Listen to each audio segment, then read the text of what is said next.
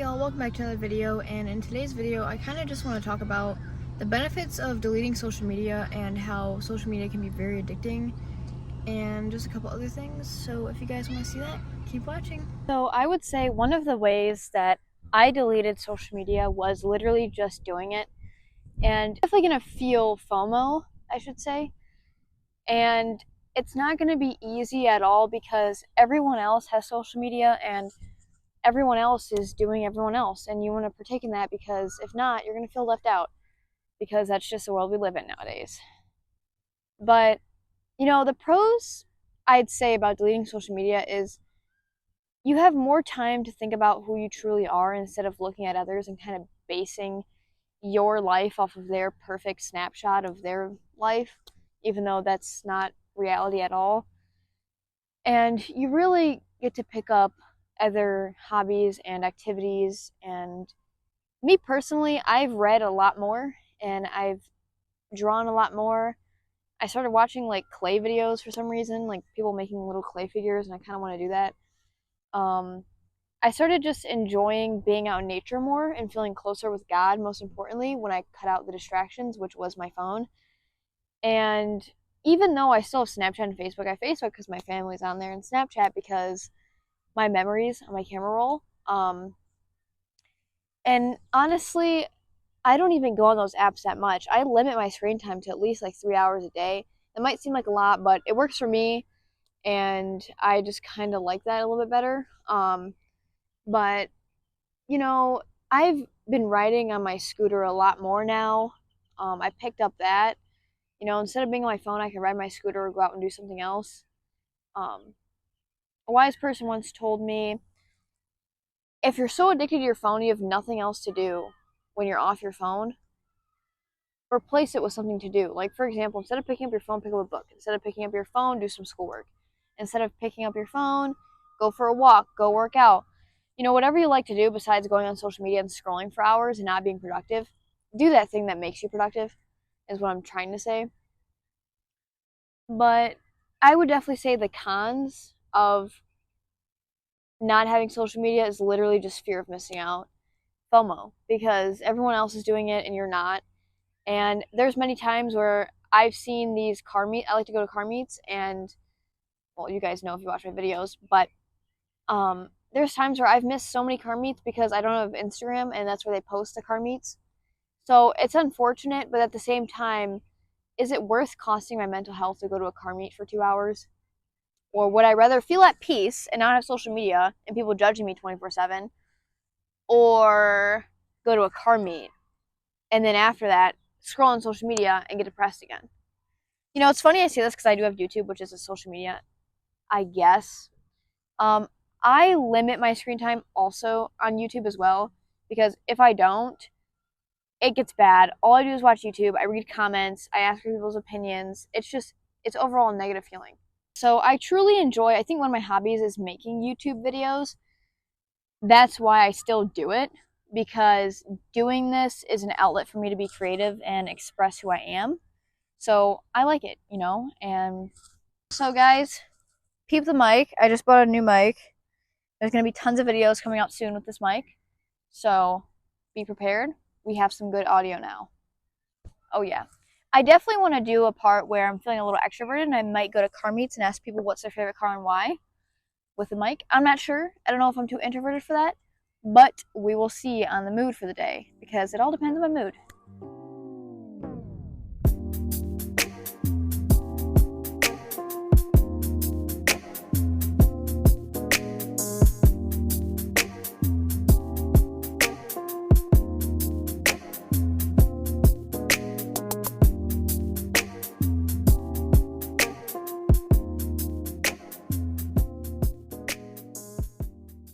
I'm going to give you guys a little two-part series here. And there's bird poop everywhere.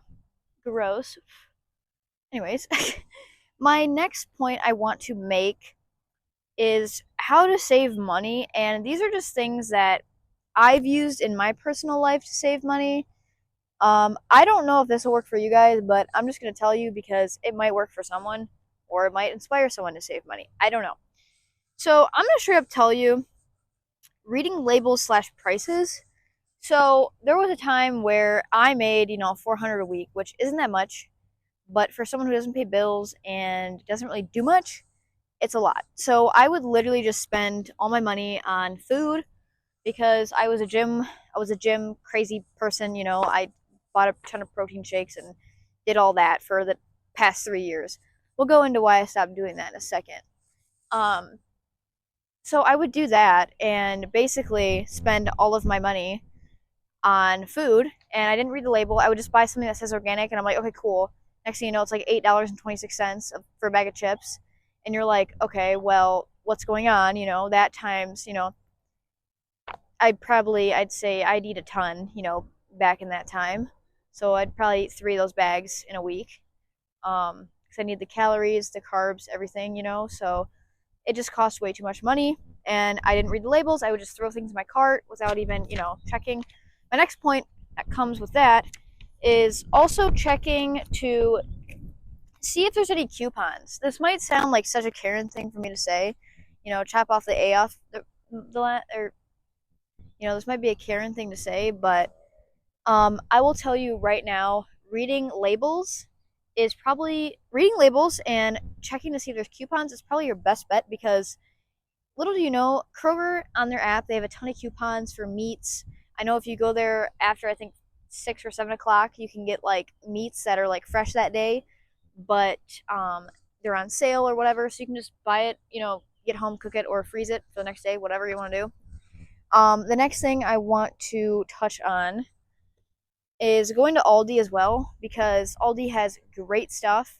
They have meats there all the time for less than $12, which is crazy to think about. Meat is literally $12 for like a pound or something. I don't know, but it's just expensive. Another thing is only shopping for things on sale. Okay, I already actually touched on that. Um, like for example, when you go to the mall or you online shop or you just go anywhere, only buy things that are on sale. You know, here and there, obviously buy things that are, you know, full price. Like a skirt's $40. You really want that skirt or something like that, or that top you really want. It's $40, but you wait for it to go on sale. Perfect. That's a smart option, right? But you know, if it's a Saturday and you're like, I spent nothing throughout this week, I did really good, I barely spent money, treat yourself. That's how I think of it. 80-20. You know what I mean? 80-20 rule. If you don't know what it is, look it up. It's great. I use it for food, for spending money on things I don't need. You know, 80% stay strict and 20% do whatever you want because you're a human being and life's supposed to be fun.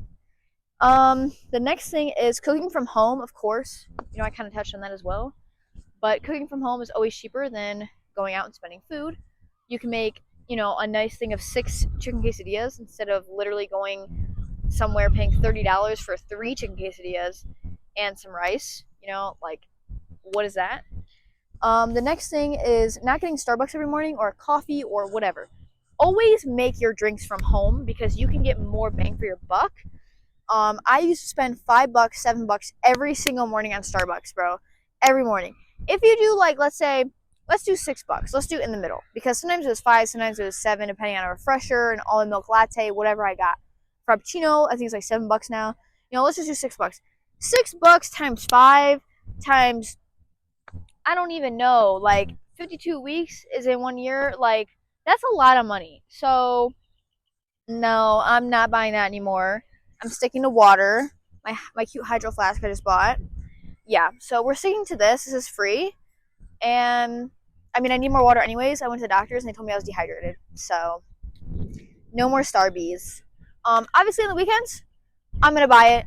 You know, or let's say on a Monday, my manager told me to go buy some. You know, I'll probably get some too.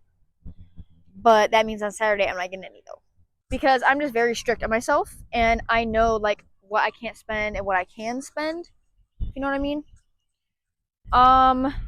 Also, no window shopping. So if you know it's a trigger for you to go out and spend money on, let's say, I don't know, recently you've been wanting a shirt and then you go out to like a boutique or something, girl, you're probably gonna spend the money. Let's be honest. Like you're gonna spend some sort of money. So just if you know like you can't buy anything, just don't go out. Like just what's the point of going out? There's no point. At that point, if you know you have no money and you're going out, you're kind of just like teasing yourself because you're looking at cute things when you know you can't buy it. Okay, now here's my last point that I'm going to get a little briefly into. I'm going to try to sum it up as much as I can, but canceling my gym membership. So this is a topic that is very, I would say personal, because you can do whatever you want with your life, right? But me personally, I canceled my $40 a month membership at the gym because I realized I can just buy weights and get the same results from home, and I save gas, I save time and money. So there's really there's too many pros to work out at home versus going to the gym. Now someone else would be like, no, that's dumb. The only way I can, have motivation is going to the gym, and I just love the gym anyways, my therapy. That's good for you, great, right? But for me in my life, there's too many cons going to the gym than just working out at home. Like at home, I can do Pilates, I can do like whatever I want, look up a video and just do it. Like it's so easy. Last year, I was going to the gym 4 or 5 times a week, really dreading it. I was miserable. I was broke, miserable. My cortisol levels were really high because I didn't even like the workouts anyways. But I was doing them because all my friends and everyone else always tell me that I look better muscular and thicker. I'm sorry, you guys. I always forget to add a ending or more of like an outro. But thank you for watching if you did, and I hope those tips about saving money helped you, and I hope my little rant about life and the gym kind of helped. I'm not trying to be negative, I'm just kind of speaking my experience, and hopefully people can relate. Who knows? Yeah, thank you for watching, guys. I'll see you on the next one.